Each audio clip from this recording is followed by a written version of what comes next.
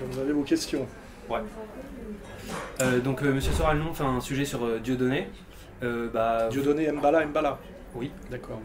Donc Dieudonné Mbala. Vous le connaissez, comment vous le connaissez la première fois que vous le rencontrez On s'est connus parce que j'avais écrit un texte sur lui dans mon abécédaire de la bêtise ambiante qui date de 2002, je crois, où je l'avais critiqué à l'époque en disant qu'il pratiquait un antiracisme assez primaire en s'attaquant au racisme des Français, alors que le fait qu'il soit un des comiques préférés des Français populaires dans un pays comme la France, alors qu'il était d'origine camerounaise, prouvait que les Français n'étaient pas très racistes, puisque sinon il ne serait pas une vedette en France. Et en fait, ce texte l'avait interpellé, il avait voulu me rencontrer. Et on s'est rencontrés. C'était à quelle époque? C'est en 2003, je crois, en 2003. Et on s'est rencontrés, on a discuté, on s'est assez bien entendu, parce qu'il a admis effectivement que... Je pense qu'il avait quand même déjà des doutes sur l'antiracisme institutionnel, SOS Racisme, etc. C'est ce qu'il m'a dit à l'époque. Il s'était déjà un petit peu frité avec Julien Drey. Et en fait, on a discuté, et la discussion lui a semblé intéressante. Et puis, voilà, ça s'est terminé là. Et ensuite, si je vous raconte la suite de l'histoire, c'est qu'il y a eu l'histoire de son sketch chez Fogiel, là, qui doit dater de 2003 peut-être. Et à un moment donné, on cherchait dans les médias des gens pour défendre Dieudonné par rapport à la déferlante qu'il a pris dans la gueule à partir du lendemain. Déferlante qui n'avait rien à voir d'ailleurs avec une indignation populaire, puisque quand on a l'honnêteté de revisionner l'émission, personne ne s'est offusqué de ce qu'il disait sur le plateau, c'est visible. Voilà. Et à l'époque, j'intervenais souvent chez Paul Vermus, et Vermus m'a dit « Est-ce que tu veux bien défendre Dieudonné ?» Et j'ai dit oui, voilà. Et j'y suis allé, on s'est retrouvé sur un plateau, il y avait une dizaine de personnes. Tout ça, il y a des archives, si vous les regardez. Et le truc, ça a été, on ne peut pas rire de tout, on ne peut pas rire de tout, on ne peut pas rire avec n'importe qui. Et moi, j'ai posé la question, qui était la question clé, c'est oui, mais qui fait la liste? Et là, il y a eu un silence gêné. Et moi, j'ai surtout insisté sur, il y a des gens qui ont les moyens de faire des listes en France, et c'est toujours les mêmes d'ailleurs, et d'autres pas. Et c'est comme ça qu'a commencé ma diabolisation et mon ostracisation, en réalité. Avec le soutien de Dieudonné, en soutenant Dieudonné. En soutenant Dieudonné, bien sûr. Puisque j'intervenais aussi aux grandes gueules de RMC, et j'ai défendu Dieudonné aussi sur RMC, et notamment il jouait au Zénith, je crois, et donc j'ai dit allez le voir au Zénith pour juger par vous-même du contenu de ses spectacles. Et le lendemain, j'ai été débarqué de l'émission de RMC, voilà, par le patron. Pareil, vous pourrez retrouver son nom, moi j'ai oublié, mais je crois qu'il était membre de la communauté organisée. Voilà. Du coup, à ce moment-là, vous devenez amis, vous contactez. À ce moment-là, comme je suis diabolisé et boycotté aussi comme lui, fatalement ça crée une solidarité, quoi. Donc je prends l'habitude de le défendre parce que j'estime que c'est totalement délirant. Surtout à un certain moment, il y a une chronique de Bernard-Henri Lévy dans Le Point qui en fait le fils naturel de Le Pen et peut-être même d'Hitler après. Donc à partir de ce moment-là, je trouve tellement scandaleux qu'un antiraciste qui avait mené un combat permanent contre le Front National, dès lors où il applique son antiracisme à Israël, se fasse massacrer, non pas comme antisioniste d'ailleurs, mais comme raciste, néofasciste, etc. Et je détricote, je dirais, j'analyse en tant que journaliste sociologue, l'espèce de machine qui s'est mise en branle contre lui. Et je dis c'est bien la preuve qu'il y a un problème en France, mais le problème c'est pas Dieudonné ou le racisme, c'est la toute-puissance de la communauté juive organisée qu'à l'époque on appelle communauté sioniste, parce que c'est comme ça c'est le marqueur en fait pour la déterminer, c'est qu'elle fait passer les intérêts d'Israël avant les intérêts de la France, et qui est dans une logique très proche de la logique du Likoud, quoi. Et j'ai dit c'est ça le problème. Et en fait, on m'a conseillé de ne pas trop répéter cette analyse, que ça me vaudrait des ennuis, et tous mes ennuis en fait sont venus de là, du fait que j'ai continué à répéter cette analyse qui me semblait juste et fondée, et c'est pour ça que j'ai eu tous mes ennuis. Mais alors du coup, ma question de départ c'était, à partir de ce moment-là, vous devenez amis, vous commencez à travailler ensemble, vous vous voyez régulièrement, ça vous rapproche? On n'a jamais été amis, ni on a travaillé ensemble, on échange, on échange et on se soutient, je dirais, à des moments précis. Mais il n'y a pas de fusion. Dieudonné ne touche pas tout à fait les mêmes gens que moi, contrairement à ce qu'on pourrait croire. C'est un comique, moi je ne suis pas tout à fait un comique. C'est un type qui vient de l'antiracisme, du mondialisme, on va dire de la gauche libertaire en réalité. Alors que moi je viens de la gauche plutôt marxiste-léniniste au départ, et je me suis rapproché du nationalisme. Donc en fait, on n'a pas tout à fait la même vision du monde et les mêmes clients. Par contre, on est persécuté par les mêmes. Voilà, c'est ça l'idée. Et à un moment donné, en plus, il y a quelque chose d'assez élégant, c'est qu'un Français de souche et qu'un Français de branche se soutiennent contre une violence commune, puisque finalement, la France Black Blamber, c'est nous. C'est moi, Dieudonné et d'autres, Salim Laïbi, Kamel Béchik. Et c'est ça, je pense, qui gêne le pouvoir, entre guillemets. Parce que maintenant, vous avez vu qu'on est passé à une déclaration de guerre par le ministre de l'Intérieur. Hein. C'est Manuel Valls qui nous déclare la guerre, entre autres. Donc on est dans une solidarité, je dirais, taquine. Et c'est vrai que de temps en temps, on se montre ensemble. Mais en fait, moi, je fais l'égalité-réconciliation. Lui, il fait la main d'or et ses spectacles. Et nous n'avons pas fusionné, hein. Voilà ce que, comme je vous le dis. Est-ce que vous allez voir ces spectacles et qu'est-ce que vous en pensez? Est-ce qu'il vous fait rire? Est-ce que vous le trouvez drôle? Alors je vais voir tous ces spectacles, bien évidemment, depuis 2004, je crois. Et il me paraît évident et certain que c'est le comique le plus drôle de France, le plus talentueux, et que c'est même le seul comique tout court, parce que c'est le seul qui ose aborder les sujets sur lesquels on peut faire produire un rire grinçant. Aujourd'hui, les bedos sont devenus complètement consensuels, Desproges est mort. Je pense que Coluche aujourd'hui serait sur la même ligne que Dieudonné s'il avait vécu, c'est mon avis. Et en fait, les gens, je pense que beaucoup de gens ont compris, et c'est ça qui inquiète le système, que Dieudonné est le meilleur comique de France, d'abord par son talent, mais aussi parce qu'il touche des sujets réellement risqués, et que c'est là où c'est quand on se met en danger, qu'on peut vraiment produire un rire explosif, et que les autres n'osent pas y aller, par trouille. Et c'est cette question-là qui commence à être très gênante, c'est de quoi les gens ont-ils peur aujourd'hui? Et on voit qu'ils ont tous peur de la même chose, peur de se faire traiter de fasciste, de se faire traiter de nazi, de se faire traiter de raciste, et bien sûr, au-dessus de tout, de se faire traiter d'antisémite. Et que chaque fois qu'un comique essaye de se rapprocher de Dieudonné pour être un peu performant, et montrer qu'il a une espèce d'indépendance d'esprit, on l'a vu avec Toen récemment, il a fait un sketch d'ailleurs assez raté, et immédiatement il s'est pris la communauté juive organisée, et il a été obligé de faire ce qu'on appelle sa teshuva, de demander pardon, il s'est ridiculisé, humilié, il m'a d'ailleurs craché dessus, ça fait partie des rituels obligatoires maintenant, et il n'a pas été drôle, il n'a pas été courageux, et je pense qu'il a compromis son avenir. Et là on est dans le contexte actuel, donc oui, pour vous répondre, Dieudonné est le comique le plus drôle de France, il est même plus qu'un comique aujourd'hui, il est devenu un comique et un politique, mais au bon sens du terme. Et il est, je dirais, d'une certaine manière, il est sorti de l'histoire stricte du spectacle pour rentrer dans l'histoire de France d'une certaine manière. C'est-à-dire qu'il mène un combat atypique, nouveau, moderne, c'est du gramschisme point, je sais pas comment on dit là, point 2 là. Et ça sera, je pense que les historiens étudieront la séquence, la séquence Dieudonné-Soral comme quelque chose de très intéressant d'un point de vue de la politique et de l'invention d'une autre façon de faire de la politique. De ce point de vue-là, c'est vrai qu'on se rejoint, lui et moi. On fait de la politique différemment. Bah justement, c'était ma question suivante. Oui. Bah voilà, ces spectacles, c'est pas, enfin, ça dépasse le cadre du spectacle, comme on vient de dire. Est-ce qu'aujourd'hui, c'est un peu aussi un homme politique?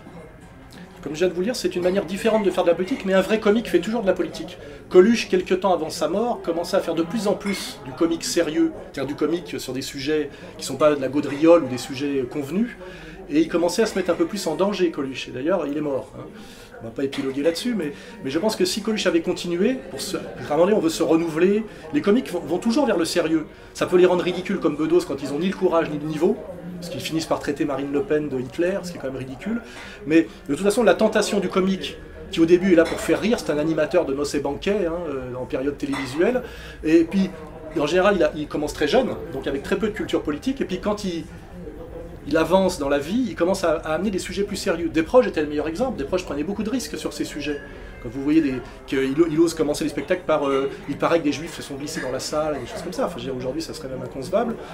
Et Dieudonné est un vrai comique. Là, ça renvoie à Molière. Pour être un vrai comique, il faut attaquer un peu le pouvoir et prendre des risques par rapport à lui. Et quelque part, il y a une continuité entre Molière, son talent par rapport à l'époque et ses ennuis, et Dieudonné, qui a été aussi le comique préféré du système à l'époque. Il était le comique de l'année, avec le prix du meilleur comique de l'année, etc. On voit quand on regarde les vidéos, les gens qui viennent dans sa loge après ses spectacles, à l'époque de Cocorico, je crois, comme ça, où il y a tout le show business, et même toute la politique de gauche qui vient le féliciter comme le comique le plus drôle, le plus courageux. Puis on voit à un moment donné, quand il continue dans sa logique antiraciste, finalement, à pointer du doigt le racisme israélien contemporain, que là, le système lui saute à la gorge, exactement comme Molière à un moment donné qui est en disgrâce, qui est obligé de prendre la tangente, et l'exceptionnalité de Dieudonné, c'est qu'au lieu de se soumettre, de demander pardon et de s'écraser, comme l'a fait un Bigard, mais qui du coup a disparu, Bigard a disparu en réalité, Dieudonné ne s'est pas soumis. Il a fait un spectacle inouï qui s'appelle Mes excuses. Il commence par pardon au peuple élu, etc. Et ça, c'est quelque chose d'inouï, effectivement, qui demande un très très grand courage, et aussi un très grand talent, parce qu'il n'est jamais tombé dans l'aigreur, la haine, il est toujours resté très drôle, et en réalité toujours resté très, moralement très juste. Hein. Il n'est jamais en réalité tombé dans ce qu'on appelle l'antisémitisme, c'est pas vrai. Il a toujours critiqué les communautarismes dans leur ensemble, il s'est moqué aussi bien des musulmans, que des catholiques, que des profs, que même des Africains, des Antillais, des Africains d'Afrique. Il fait tout le boulot, mais la seule communauté qui lui interdit de rire et de la critiquer, c'est la communauté juive organisée. Parce qu'elle en a les moyens, et qu'elle a cette espèce de raideur par rapport à la critique. Elle ne supporte pas la critique. Toutes les autres communautés, y compris les musulmans, qu'on montre comme soi-disant très durs à la critique, quand c'est Charlie Hebdo, je le comprends, parce que c'est de l'injure pure et de la provocation, mais Dieudonné est allé très loin dans son humour sur les musulmans, et les musulmans ne lui ont jamais reproché. Et c'est quand même, pour moi, ça c'est la réalité, c'est le constat. Voilà. Malheureusement, ce constat, c'est ce que vous devriez faire, vous, les médias, et il s'est passé quelque chose qui fait que, sur le sujet Dieudonné, les médias sont passés dans la propagande de guerre au service du CRIF, hein, je dirais comme ça, et c'est d'ailleurs très intéressant parce que, petit à petit, c'est les médias qui se disqualifient. Ils n'arrivent pas à disqualifier Dieudonné, c'est eux qui se grillent, et qui perdent de l'audience de plus en plus. Et vous verrez là, Je suis prophète, Canal+ a osé attaquer frontalement Dieudonné. Les jeunes pensent que Canal+ est une télé branchée, humoristique et transgressive. Ils vont perdre énormément d'audience à s'en être pris à Dieudonné. Je vous en mets mon billet. Hein. À quoi est dû, selon vous, le succès actuel de Dieudonné? Parce qu'il dit la vérité. Il y a en France une dérive totalitaire aujourd'hui qui, au nom au départ de la lutte contre le fascisme, un fascisme sans fascisme, au nom de l'antiracisme et de la défense des minorités, est devenue une dictature du politiquement correct, instrumentalisée par ce que j'appelle la communauté juive organisée, et qui n'est pas les juifs du quotidien, c'est-à-dire par le CRIF, dans les intérêts exclusifs d'Israël, vous voyez. Et comme Israël est le dernier état d'apartheid du monde, ça tombe bien, on peut en parler, puisque là je vois qu'on commémore Nelson Mandela, et personne n'a jamais osé dire que le boycott de l'Afrique du Sud s'est fait pour des raisons exactement similaires à ce qui devrait se faire pour Israël. Or aujourd'hui, la justice française condamne les gens qui essayent de boycotter Israël, alors qu'à l'époque, il était interdit de soutenir l'Afrique du Sud.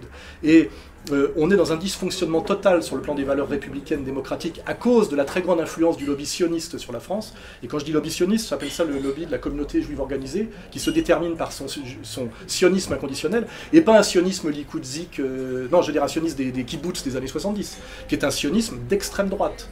Et ce qui est insupportable, c'est que les mêmes personnes qui critiquent le Front National de Marine Le Pen, qui serait à gauche de Clémenceau aujourd'hui en politique, sont des soutiens inconditionnels d'Israël, qui est l'extrême droite de l'extrême droite mondiale. Hein. Les yeux dans les yeux, personne ne peut le nier. Et ce dysfonctionnement total commence à être compris par les masses. D'abord parce que ça se voit, et puis parce que Dieudonné, des gens comme moi, le montreront. Donc on a énormément d'ennuis parce qu'on le montre, mais en même temps énormément d'adhésion populaire, et on sent un effet de panique. Et un effet de panique qui fait qu'aujourd'hui vous venez m'interviewer, alors que je suis boycotté par les médias les médias officiels depuis 2005 à peu près, 2004-2005. La preuve que non, je suis là pour vous interviewer. Oui, mais vous êtes là parce qu'il faut gérer le problème. C'est pas vous n'avez pas décidé. Moi, je gère pas le problème. Je vois que cette personne a du succès, que personne n'en parle. Du coup, je vous pose des questions. Vous n'êtes pas autonome. Vous travaillez pour un média qui s'appelle BFM, qui n'est pas tout à fait un média libertaire, ni sur ma ligne. Je viens pas défendre quoi que ce soit. Je vois qu'une personne a du succès, qu'on n'en parle pas. Votre direction vous donne le droit de venir m'interviewer, alors qu'avant, le mot d'ordre était rien sur Soral. Je suis journaliste professionnel depuis bien avant vous. J'avais ma carte de presse pendant des années, à partir je crois, 1990. Je sais comment ça marche. Aujourd'hui, on vous a autorisé à venir m'interviewer. L'année dernière, si vous avez dit on va interviewer Soral, c'est non, rien sur Soral, il n'existe plus. Or aujourd'hui, cette stratégie de Dieudonné n'existe plus. Rappelez-vous, le texte de BHL, c'était il n'y aura plus personne au spectacle de Dieudonné. Dieudonné ne fait plus rire personne. Ce qu'a encore répété Manuel Valls la semaine dernière. Ce qui est une diffamation et un mensonge éhonté. Dieudonné est le plus gros marchand de billets de spectacles vivants de France. Moi, je fais best-seller sur best-seller. Je vends 6 fois plus de livres que Bernard-Henri Lévy, depuis déjà au moins 4 ou 5 livres.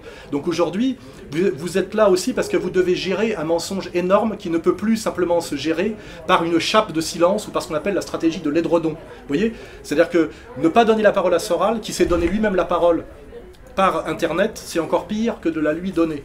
Enfin, j'ai pas l'impression que Dieudonné soit en train de faire la une de tous les médias actuellement. et d'être le suiveur qui vient...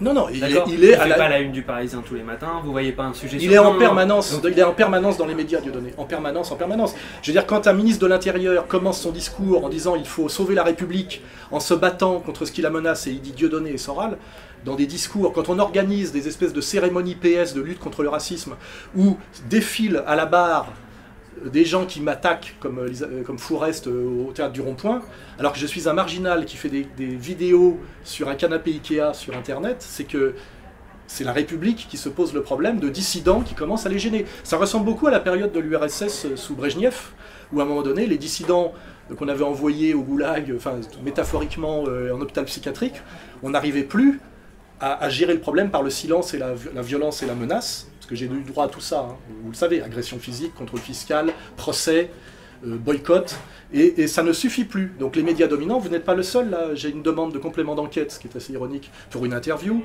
On voit que Rue 89 fait un sujet tous les 3 jours sur égalité et réconciliation, sur notre économie, sur notre clientèle, etc. etc. Tout ça n'arrive pas par hasard. Hein. Rue 89, alors, vous le savez, c'est les médias mainstream, hein. C'est le Nouvel Obs, etc. etc. Qu'est-ce qui dérange selon vous dans ce succès dans le fait que voilà, les vidéos de Dieudonné soient extrêmement regardées. 3 millions les vidéos de Dieudonné. Moi je fais 200 000 sur des vidéos très techniques, très longues, très intellectuelles entre guillemets. Ce succès de Dieudonné, pour revenir à lui en quoi il dérange? Il dérange parce que Dieudonné produit une critique radicale des dysfonctionnements du système qui est vraie et qui de plus en plus par son talent est comprise comme vraie par des gens de plus en plus importants. Quand ça touche que des marginaux ou une petite élite, le système ne s'en inquiète pas, mais là il y a un effet de masse, notamment la quenelle. La quenelle, quand on voit des gendarmes, des pompiers, des militaires, des étudiants, le petit peuple faire des quenelles à tout va, et que cette quenelle est un geste d'insoumission aux gens qui ont voulu soumettre Dieudonné, le pouvoir s'inquiète, parce qu'il y a quelque chose qui ressemble aussi au bonnet rouge sur le plan syndical, c'est-à-dire quelque chose de pré-insurrectionnel, mais pas de manière violente en plus, par l'ironie, par le comique, par la dérision, ce qui est une dissidence d'une nouvelle forme. Et je suis fier que les Français, qui ont toujours été des novateurs en politique depuis la Révolution française, aient inventé cette forme moderne de dissidence et d'insoumission, qui est la dissidence Dieudonné, c'est-à-dire par l'humour, la moquerie, et pas par la violence, la haine, etc. De ce point de vue-là, les gauchistes sont des ringards totaux. Ils sont encore sur l'antifascisme, comme si Hitler voulait renvers la Pologne, en nous faisant croire que... Imaginez le raccourci aujourd'hui du pouvoir, c'est dire Dieudonné, c'est Hitler. Comme si Dieudonné voulait réenvahir la Pologne et réduire Stalingrad en cendres. Quand on en arrive à ce genre de propagande stupide, on se ridiculise. Et aujourd'hui, c'est que la stratégie du pouvoir est ridicule. Et les gens, je pense que le prince a horreur que le peuple ricane. Vous voyez, c'est insupportable pour lui. Il préfère à la limite être insulté d'une certaine manière ou diffamé. Et aujourd'hui, c'est à ça qu'on en est. On fait rire sur le dos du pouvoir. Voilà. Et ça, je pense que c'est très inquiétant parce que les professionnels de la communication du système n'ont jamais géré ce genre de problème. Ils savent gérer, ils savaient gérer Jean-Marie Le Pen, qui avait déjà une dimension comique, mais qui était moins prononcée. Et Diodo, ils savent pas, ils sont en panique. Alors ils essayent de faire du contre-comique ridicule, en ayant fabriqué du Eboué, du rions tous contre le racisme, mais il n'y a pas de talent, ça fait rire personne. C'est l'équivalent du prix Jdanov à la période de l'URSS. Et effectivement, ils ont un gros problème avec un diseur de vérité qui est Dieudonné, parce que je ne vais pas parler de moi là, qui en plus dit des vérités par un moyen nouveau qui est la dérision, la drôlerie. Et le pouvoir est effectivement très perturbé par ce succès massif, de masse, parce que la réalité est là. Vous parliez de Coluche, des proches. Dieudonné, dans ses spectacles, il est quand même énormément question d'Israël, des Juifs, de la Shoah. Est-ce que c'est son fond de commerce? Est-ce que c'est idéologique? Est-ce que... on en parle beaucoup plus que d'autres thèmes. Vous dites qu'il se moque de tous les racismes. C'est pas vrai. Son dernier spectacle, on a été le voir, son dernier spectacle, Le Mur, il en est plus question que d'autres racismes. Déjà, il faut nous expliquer que l'antisionisme est du racisme. Moi, je pense que c'est de l'antiracisme, et c'est là où les gens ne sont pas totalement idiots. C'est le pays de Descartes, la France. Quand quelqu'un dit « nous sommes le peuple élu », cette terre est la nôtre parce qu'elle nous a été promise dans un livre qu'on a écrit nous-mêmes il y a 2000 ans et qu'on chasse des pauvres Palestiniens, quand on fait plomb durci, parce que c'est, excusez-moi, plomb durci, c'est tuer au phosphore blanc des enfants et des femmes dans un énorme ghetto qui est le plus grand ghetto du monde qui s'appelle la bande de Gaza, sous Coluche et sous des proches, on n'en était pas arrivé à cette radicalité d'extrême droite de l'État sioniste. Il y avait encore une gauche israélienne, il y avait encore une ambiguïté sur les accords, on n'avait pas encore assassiné, comment il s'appelle, Rabin. Vous voyez, c'est que l'évolution de Dieudonné correspond exactement en parallèle à l'évolution de l'État d'Israël, qui est devenu l'État d'extrême droite absolu. Et ça veut dire que c'est la préoccupation principale aujourd'hui pour un politique ou pour un humoriste? Eh ben, il y a deux choses.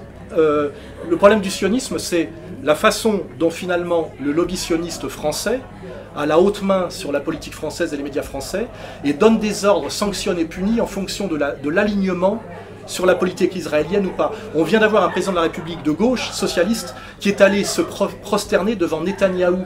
C'est pas se prosterner devant la gauche israélienne, devant Shlomo Sand. Netanyahou, c'est l'extrême droite de l'extrême droite. Vous voyez? Donc il y a un vrai problème. Et un comique traite les problèmes. Or aujourd'hui, le problème, c'est pas l'antisémitisme en France. C'est la toute-puissance du lobby sioniste sur la France, sur la politique et les médias. Aujourd'hui, c'est le problème numéro 1 aujourd'hui. C'est un des problèmes, et sinon il y a la crise économique, bien sûr, c'est plus dur à traiter d'un point de vue comique, hein, il faut toujours le dire. Et puis il y a tous les problèmes que traite Dieudonné, le communautarisme, le mariage pour tous. Le spectacle parle beaucoup du mariage pour tous, là c'est plutôt le lobby homo, la question du lobby. En fait ça touche tout ça, ça touche une question que j'ai montré du doigt il y a déjà 10 ans, c'est les communautarismes victimaires qui deviennent des minorités agissantes, qui font pression sur la République, pour obtenir des privilèges communautaires face à finalement une masse amorphe qui est la majorité silencieuse. Vous voyez ? Or la réalité c'est qu'on nous fait croire qu'il y a des minorités en danger en France menacées par la majorité, qui aurait tendance d'ailleurs à voter de plus en plus Front National, alors qu'en fait il y a une majorité silencieuse qui subit une énorme pression par le chômage, par la fiscalité, hein, par le système, et qui subit en plus une agression symbolique permanente de minorités agissantes qui, au nom des droits des homos, des droits des juifs, des droits des musulmans, arrêtent pas de faire dysfonctionner la République, qui normalement est une et indivisible, hein, et met à mal l'universalisme républicain.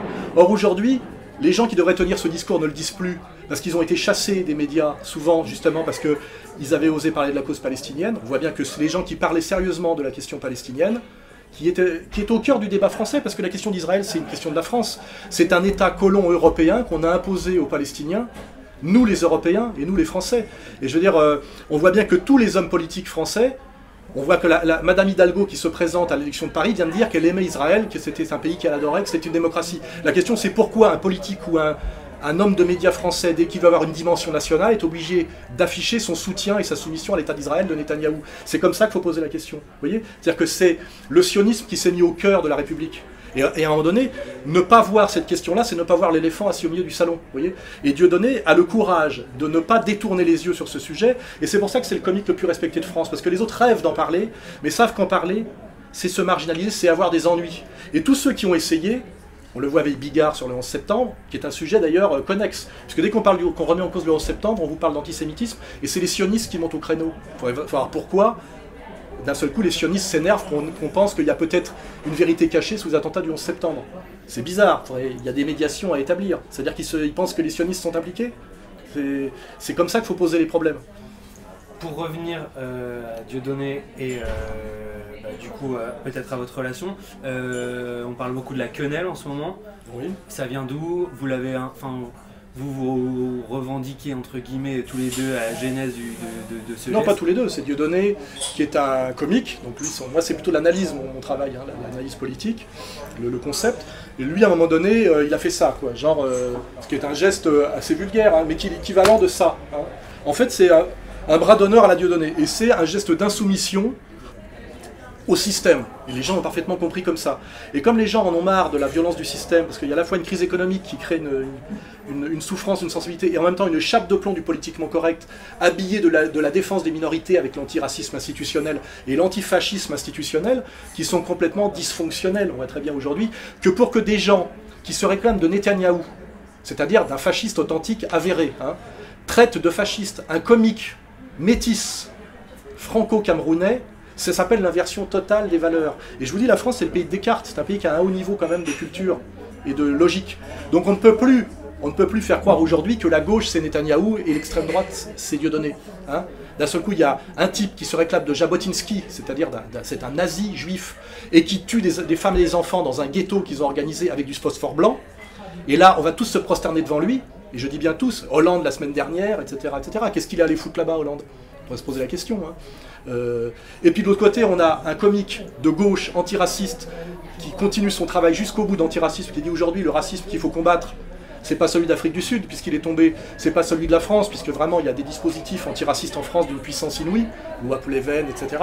C'est quand même ce racisme de la communauté, on va dire pro-sioniste française, qui ose quand même à un moment donné pratiquement afficher un suprémacisme racial ouvertement. Voilà. Et le geste de la quenelle, pour y revenir, c'est vous nous emmerdez, voilà, on n'a pas les moyens de faire autrement, mais on est dans un pays qui est la France, qui est un pays normalement de libre discussion, un pays d'humour. C'est pour ça que nous on vient de sortir un almanach. C'est un geste fasciste. Vous l'avez entendu. Vous l'avez entendu.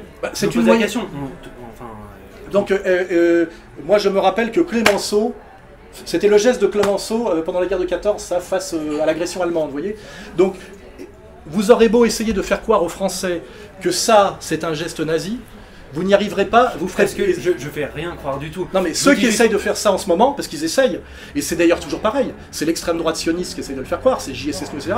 Ils se ridiculisent un peu plus aux yeux des Français, et ils passent un peu plus pour ce qu'ils sont, c'est-à-dire des menteurs professionnels. Voilà. Et c'est eux les fascistes. Tout le monde l'a compris, et plus ça va aller, plus les gens vont comprendre. Vous voyez ? Sur internet, il y a des blogs, des photos, avec des quenelles qui sont faites un peu partout, et il y a aussi des blogs qui répertorient des quenelles devant des synagogues. Et alors, c'est quoi le problème? Je sais pas, pourquoi est-ce que faire une quenelle particulièrement rue de la Juiverie, devant une synagogue, dans un... Parce que les gens ont compris que la communauté juive organisée était toute puissance en France, qu'elle tentait à devenir, je dirais, pratiquement dictatoriale, et que l'égalité citoyenne, la défense des opprimés, et la compassion face à la souffrance des Juifs entre 1933 et 1945, ça n'a rien à voir avec se cacher derrière ça, pour rendre une communauté intouchable et incritiquable en France qui a déjà les pleins pouvoirs. Vous voulez qu'on regarde qu'on fasse de la sociologie statistique moi, en France? Juste là. On peut en faire. Quel est le message de faire le message, vous en avez fait une, il y a une photo là qui circule au mémorial à Berlin. À Berlin, exactement. Oui. Quel est le message? Comment vous décririez en le message, c'est vous commencez à nous faire chier, vous, la toute-puissance communauté juive organisée, dite communauté sioniste, à vous cacher derrière les morts de la Shoah, alors que les trois quarts n'a rien à voir avec cette histoire. Vous venez souvent d'Afrique du Nord, vous n'avez jamais été victime du nazisme, contrairement à nous, les Français qui ont subi 5 ans d'occupation, contrairement à moi, ma famille de résistants savoyards, et vous vous cachez derrière ça, en faisant de l'abus de morale et de l'abus de compassion, pour en fait justifier la politique israélienne que vous soutenez inconditionnellement, hein, ça c'est la ligne du CRIF, et aussi une domination sur la France d'une communauté organisée, qui se voit de plus en plus en politique et dans les médias, qui sont les sujets les plus visibles, où finalement nous avons une surreprésentation d'une communauté, qui est de plus en plus difficile à justifier, et quand on pose la question à Elisabeth Lévy, et qui dit mais s'il n'y a pas assez d'eux, il y a trop de qui? Et beaucoup de gens ont compris qu'effectivement il n'y avait pas assez d'eux dans les médias, effectivement, peut-être pas assez de noirs, peut-être pas assez de gens issus de la diversité, etc. Mais on a aussi remarqué qu'il y avait beaucoup trop d'eux. Et on a le droit de poser la question aujourd'hui. Et puis si on n'a pas le droit, on le prend, effectivement. Et la liste de Cohen me pose un problème, vous voyez? À un moment donné, qu'il y ait une communauté qui représente 1% de la population, qui se retrouve à 40, 50, 60, 70% dans certains secteurs déterminants, pas chez les pompiers volontaires et les soldats de la troupe, hein, vous voyez, et qui dicte sa loi à la France au nom des droits de l'homme et de l'égalité citoyenne, alors qu'ils se réfèrent eux à des textes qui sont totalement raciaux et inégalitaires, dans le pays de Descartes, ça ne peut plus passer, ça ne passera plus très longtemps. Vous voyez, la question que je vous pose, c'est d'où vient la toute-puissance de Bernard-Henri Lévy, dont tout le monde a dit depuis 25 ans que c'était un faux philosophe, un crétin, et qui a le pouvoir de déclencher des guerres, notamment en Libye. Et la guerre en Libye, c'est le chaos en ce moment de l'Afrique centrale, c'est le problème de Lampedusa. Vous voyez ? Donc moi, je n'ai pas de sang sur les mains, Bernard-Henri Lévy en a énormément de sang sur les mains, c'est un fauteur de guerre permanent. Or, si on prend Bernard-Henri Lévy et Jacques Attali aujourd'hui, un escroc revendiqué qui s'amuse dans des sketchs à parler de la vente du pantalon à une jambe aux crétins, chrétiens, christians, vous voulez, moi je le mets sur internet, donc si vous le faites pas, moi je fais le boulot. Et il fait ça avec la kippa sur la tête. Quand des gens incarnent les caricatures de l'antisémitisme, c'est-à-dire le juif fauteur de guerre et le juif escroc et usurier, il ne faut pas s'étonner de la remontée de l'antisémitisme, il faut bien sûr s'en inquiéter. Mais s'en inquiéter, c'est pas traiter Soral ou Dieudonné de nazi, c'est commencer à dire à une certaine communauté sioniste qu'elle est en train de mettre en France, en danger les juifs du quotidien, parce qu'elle en fait trop, comme disait le général de Gaulle, dans le côté sûr d'elle-même et dominatrice. Voilà, c'est tout. Encore une fois, on parlait de la crise économique, par exemple. Il y a très peu de quenelles devant les pôles emploi ou devant les ministères.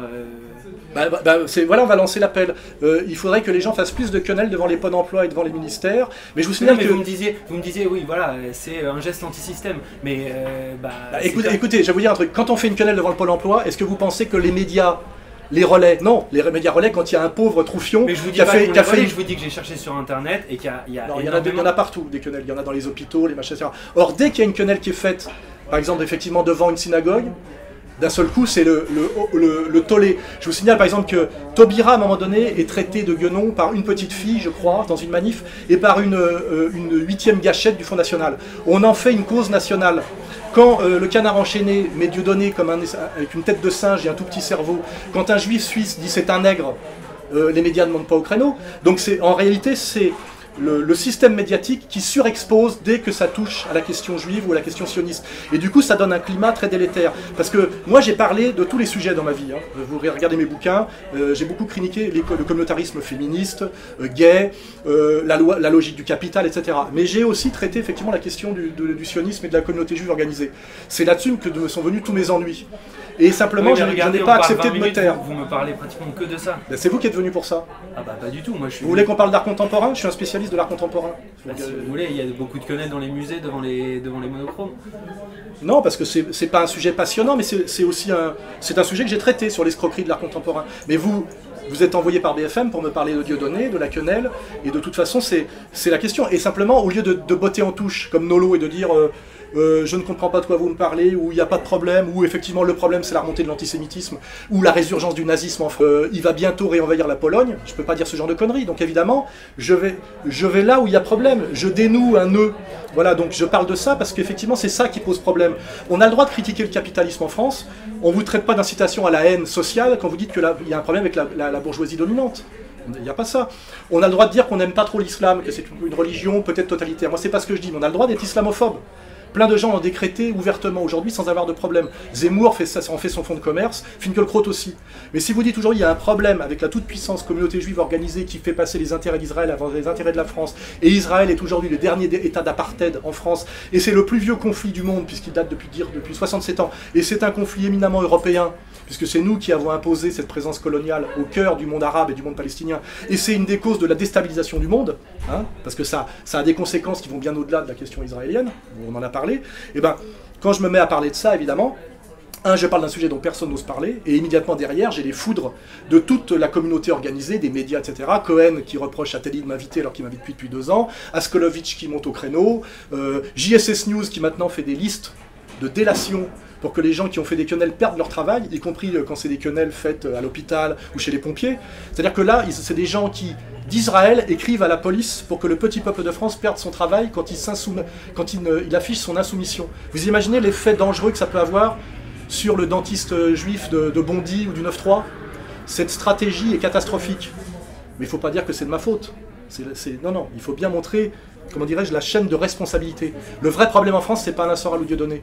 C'est la toute-puissance inexplicable, inexpliquée de Bernard-Henri Lévy. Il va falloir à un moment donné aborder le problème, et j'espère que les juifs intelligents vont finir par le faire. Ça serait ce qu'ils auraient de mieux à faire, plutôt que de faire croire que ça c'est un signe nazi. Vous voyez? Parce que là, ils sont très très mal, ils gagneront pas ce combat-là. Ça fait d'ailleurs 10 ans que ce combat-là, ils le perdent face à Dieudonné. Depuis qu'ils ont déclaré la guerre contre Dieudonné, ils ne font que perdre. Hein. Dieudonné remplit les zéniths. Donc à un moment donné, qui montrent réellement qu'ils sont, comment dirais-je, un peuple supérieurement intelligent. Pour l'instant, ils ont, je dirais, au sens de leur élite, et de leurs élites. Je ne parle pas du juif du quotidien, hein. C'est comme quand je parle de la stratégie américaine, je ne parle pas du peuple américain. Quand je parle même de la stratégie israélienne, je ne parle pas du peuple israélien qui sans doute incarne toutes les diversités possibles. Moi je suis l'éditeur de Gilad Atzmon, il n'y a pas de problème. Quand on parle du problème de l'islam radical et d'Al-Qaïda, je ne montre pas du doigt le musulman du quotidien qui a travaillé toute sa vie chez Bouygues. Hein, vous voyez. Et c'est pareil, qu'on ne me fasse pas dire que je montre du doigt les juifs. Hein. Quand je dis les Américains, je parle du pouvoir américain, qui n'a rien à voir avec le peuple américain, et quand je parle de la communauté juive organisée, je parle du CRIF et de ses bras armés, dont la LICRA, etc. Jamais, jamais je ne fais l'amalgame avec le juif du quotidien. J'ai beaucoup de gens qui me rejoignent sur la critique de du lobby communautaire issu, je dirais, de la diversité juive, car eux, cette maladresse et cette violence les inquiètent. Rappelez-vous la phrase de De Gaulle. peuple sûr de lui-même et dominateur. Aujourd'hui, la LICRA l'enverrait au tribunal hein, et essaierait de le faire condamner. Quand on essaye de faire condamner De Gaulle, au nom de Netanyahou, on est très mal positionné pour donner des leçons de civisme et citoyenneté française. C'est un message que je lance là, hein. J'espère qu'il va être entendu. Et la solution, c'est pas de diaboliser Soral un peu plus. Je suis une star en France et vous le savez. Si vous voulez, on va se balader dans la rue tout à l'heure, toutes les 5 minutes, quelqu'un vient me serrer la main. Hein, et c'est pour ça que vous êtes là. Voilà. Dernière question, pour revenir sur Dieudonné, dernière. Est-ce que il y a une vraie conscience politique ou est-ce que c'est choqué parce que ça fait rire et qu'on rigole de tout et... Non, mais c'est une bonne question, je vais y répondre. Dieudonné touche des millions de gens, quand moi j'en touche quelques centaines de mille. Il y a chez Dieudonné la clientèle de Soral qui comprend le message politique de Dieudonné, qui est celui que je viens de vous le dire dans toute sa complexité et sa globalité. J'espère que vous aurez l'honnêteté de garder ça, et c'est pour ça qu'on contrefilme l'interview, comme ça nous on mettra l'interview complète. Comme ça les gens pourront voir ce que c'est que les médias mainstream et la manière dont ils manipulent. Mais alors par rapport à ma question... il y a donc les gens qui comprennent exactement tout ce que veut dire Dieudonné, et c'est sans doute la même clientèle que la mienne, c'est 300 000 personnes on va dire, et puis des gens que ça amuse, et puis des gens qui comprennent inconsciemment, je dirais sans recourir au concept que Dieudonné est un diseur de vérité et que c'est un mec bien, un mec gentil, un mec sympathique, parce que c'est vrai, ça respire de sa personnalité, et donc il y a de tout. Il y a la quenelle farce et attrape, la quenelle noce et banquet, et puis il y a la quenelle ultra politique, qui est la mienne, vous voyez. D'ailleurs moi je vous signale que je viens de lancer un nouveau label justement qui est Bras d'honneur, vous voyez. Parce que comme j'en ai marre qu'on puisse dire que c'est un signe nazi et que je voudrais pas faire peur à des juifs honnêtes qui pensent réellement que je ferais ça par désir de résurgence du nazisme, c'est pas, je suis français moi, je suis pas allemand, faut qu'ils comprennent.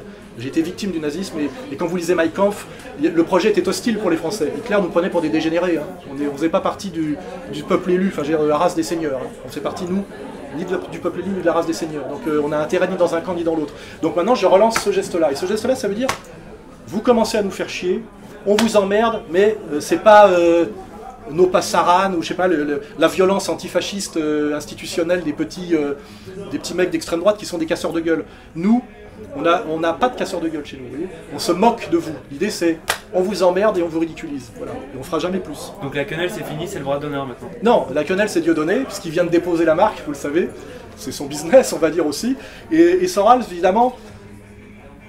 Il fait ça parce que ça, c'est pour lever l'ambiguïté, justement, je réponds à votre question. Si ça, vous pensez qu'il puisse y avoir une petite connotation nazie parce qu'il y aurait le bras tendu, même s'il est tendu vers le bas, comme je veux surtout pas qu'on puisse penser ça, et je veux surtout pas que des gens qui croiraient que c'est ça puissent se réclamer de moi, je fais ça, vous voyez. Ça, c'est le geste de Clémenceau dans les tranchées, vous voyez. Et ça, c'est très français, tout le monde sait ce que c'est, vous voyez. Voilà. C'est l'équivalent, sans ambiguïté. Très bien. On peut finir là-dessus. Merci à vous. Merci.